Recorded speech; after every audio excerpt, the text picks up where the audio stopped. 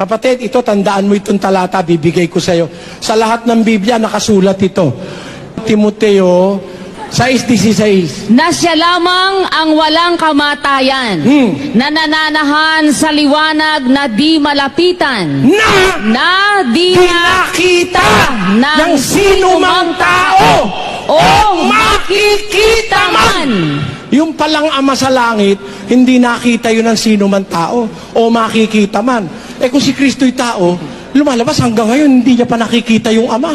Eh ulitin mo yung salata, ulitin mo. Oh.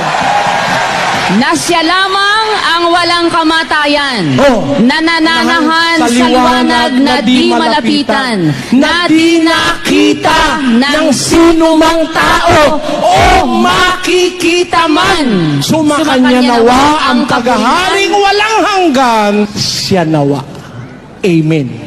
Kaya, ang Panginoon Kristo, hindi tao yun, hindi tao yun.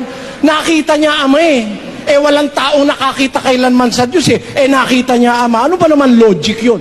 Walang taong nakakita kailanman sa Diyos. Sabi niya. Eh, nakita niya. Ang ibig sabihin nun, nung sabihin niya na walang taong nakakita kailanman sa Diyos, eh, nakita niya dahil hindi siya. Ayun. Ganun yun, kapatid.